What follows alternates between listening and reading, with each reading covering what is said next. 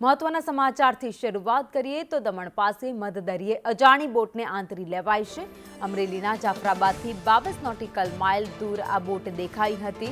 જાફરાબાદમાં દેખાયેલી boat ફિશિંગની હોવાની માહિતી મળી છે। કોસ્ટગાર્ડને જોઈને બોટ દમણ તરફ ગઈ હતી। કોસ્ટગાર્ડે હેલિકોપ્ટરમાં 33 નોટિકલ માઇલ સુધી બોટનો પીછો કર્યો। બોટમાં સવાર લોકોને રાઉન્ડ અપ કરી બહાર કાઢી લેવાયા છે। તો બોટમાં રહેલા લોકો વિશે હજુ સુધી કોઈ જ માહિતી સામે નથી આવી। દરિયાઈ સુરક્ષાને ધ્યાને લઈને અમરેલીનું તંત્ર પણ અલર્ટ મોડમાં છે। તો માછીમારોને દરિયો ન ખેડવા માટે અત્યારે સૂચના આપવામાં આવી છે।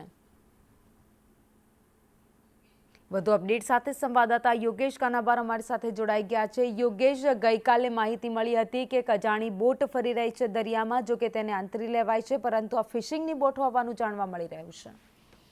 જી ભાવિની, ગઈકાલની જે ઘટના બની હતી એમાં દમણના મધદરિયે આ બોટને રાત્રિના આંતરે લેવામાં આવી છે।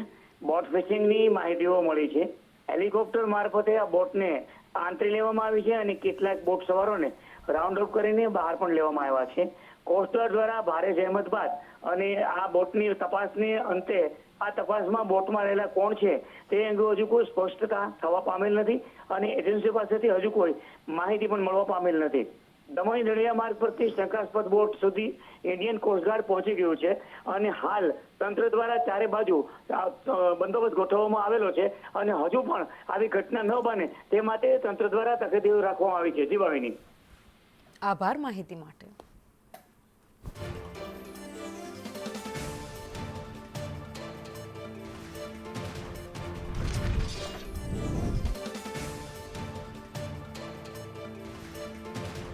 તો ગત રોજ દરિયામાં એક શંકાસ્પદ બોટ દેખાઈ હતી। કેટલાક માછીમારો દરિયામાં ફિશિંગ કરી રહ્યા હતા, તે દરમિયાન આ બોટ નજરે પડી હતી અને તાત્કાલિક જાણ કરવામાં આવી હતી। કોસ્ટગાર્ડને જાણ કરવામાં આવી હતી, જે સ્થાનિક લોકો હતા તેમને જાણ કરવામાં આવી હતી, આગેવાનોને જાણ કરાઈ હતી। ત્યારબાદ ચાંપતો બંદોબસ્ત ગોઠવીને આ બોટને હેલિકોપ્ટરથી આંતરી લેવામાં આવી છે। બોટ ફિશિંગ માટે આવી હોવાનું જાણવા મળ્યું છે।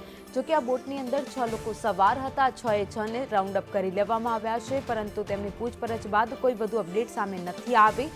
બોટ ક્યાંથી આવી છે તેને લઈને પણ હજુ સુધી કોઈ માહિતી નથી મળી આવી। તો હાલમાં જે બોટ ગઈકાલે દરિયામાં શંકાસ્પદ દેખાઈ હતી તેને હેલિકોપ્ટરથી રેસ્ક્યુ કરવામાં આવી અને ત્યારબાદ અંદર સવાર લોકોને રાઉન્ડ અપ કરી લેવાયા। હજુ પણ સુરક્ષા એજન્સીઓ છે એ તપાસ કરી રહી છે। જાફરાબાદથી 22 નોટિકલ માઇલ દૂર આ બોટ દેખાઈ હતી। તો જાફરાબાદમાં દેખાયેલી બોટ ફિશિંગની હોવાનું માહિતી મળી છે।